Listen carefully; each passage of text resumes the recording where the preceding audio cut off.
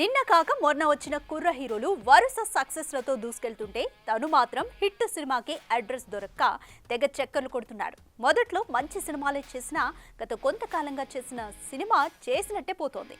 దీంతో ఇలా అయితే ఈ హీరోని మర్చిపోవడానికి ఇండస్ట్రీకి ఎక్కువ కాలం కూడా పట్టదంటూ ఓపెన్ గానే కామెంట్స్ చేస్తున్నారు మూవీ లవర్స్. ప్రస్తుతం తెలుగు ఇండస్ట్రీలో ఉన్న కుర్ర హీరోలలో శర్వాకి సెపరేట్ ఫ్యాన్ బేస్ ఉన్న సంగతి తెలిసిందే. అయితే గత కొంతకాలంగా సక్సెస్ ట్రాక్ తప్పిన శర్వా తిరిగి సాలిడ్ సక్సెస్ కొట్టడానికి గట్టిగానే ట్రై చేస్తున్నాడు.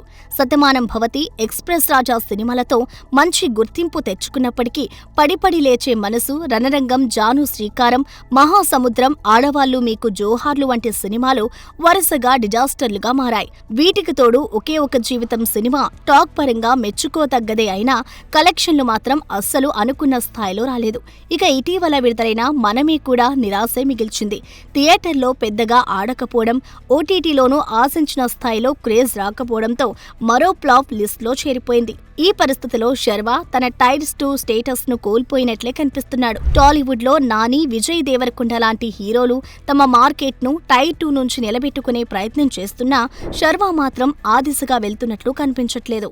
ప్రస్తుతం శర్వానంద్ శర్వా 36 అనే డర్ట్ బైక్ అడ్వెంచర్ థ్రిల్లర్ తో బిజీగా ఉన్నాడు.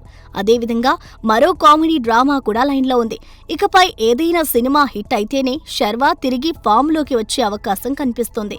ఇలానే మరో 2 సినిమాలు బోల్తా పడ్డాయంటే తిరిగి మార్కెట్ దక్కించుకోవడం కష్టమే.